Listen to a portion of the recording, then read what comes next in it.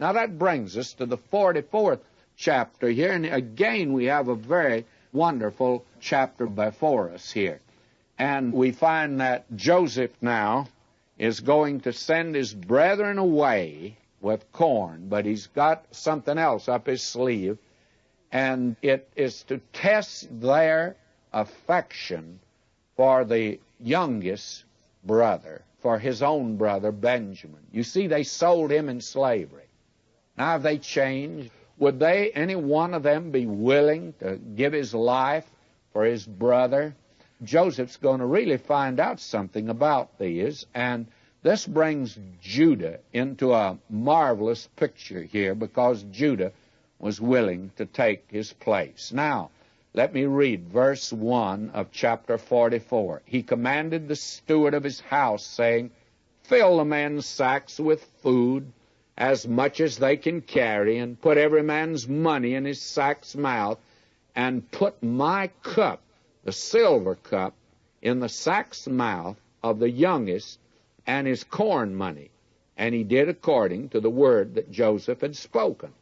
As soon as the morning was light, the men were sent away, they and their asses. When they were gone out of the city, and not yet far off, Joseph said unto his steward, "Up, follow after the men, and when thou dost overtake them, say unto them, Wherefore have ye rewarded evil for good? Is not this it in which my Lord drinketh, and whereby indeed he divineth? Ye have done evil in so doing." Now it was his cup. And you will notice that he speaks of the fact that he divineth. I'll say something about that in a minute, because we come to it later.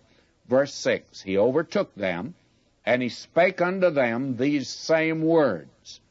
And they said unto him, Wherefore saith my Lord these words? God forbid that thy servants should do according to this thing. In other words, the brethren start out, they think everything is all right, and when they get out a little ways, they're overtaken. Here comes a whole troop after them, and the accusation is made. Somebody got Joseph's cup. One of you fellows heisted his cup. He says, "Behold the money which we found in our sacks' mouths, we brought again unto thee out of the land of Canaan. How then should we steal out of thy Lord's house silver or gold?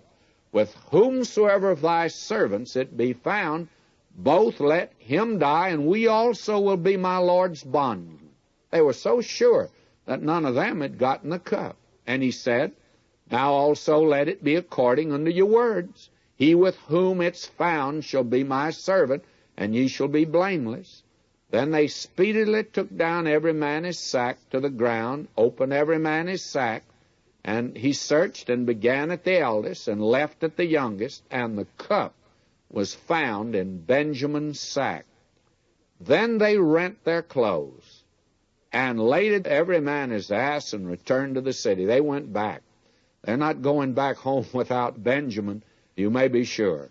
And Judah and his brethren came to Joseph's house, for he was yet there, and they fell before him on the ground. Here they go down before him again, and this time, I tell you, it's in dismay and agony. And Joseph said unto them, What deed is this that ye have done? Wot ye not, or know ye not, that such a man as I am can certainly divine? Now, Joseph apparently was a prophet, apparently was able to tell the future. And we know that's so because he interpreted the dreams of the baker and the butler and also Pharaoh himself.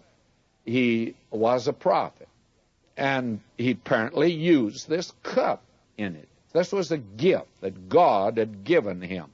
You must understand this is before Revelation. Now, don't you run and get a cup or go to anybody that's got one and think you can read tea leaves or something like that. That's all perfect nonsense today. And this business of the horoscope that's got so many people involved today, it's absolute nonsense, and it reveals the sad spiritual condition that people are in when they'll turn to that sort of thing. This was a gift God had given this man. Now Judah comes to the front, and the nobility of this man stands out You can see probably why out of the tribe of Judah the Savior's coming. Will you note?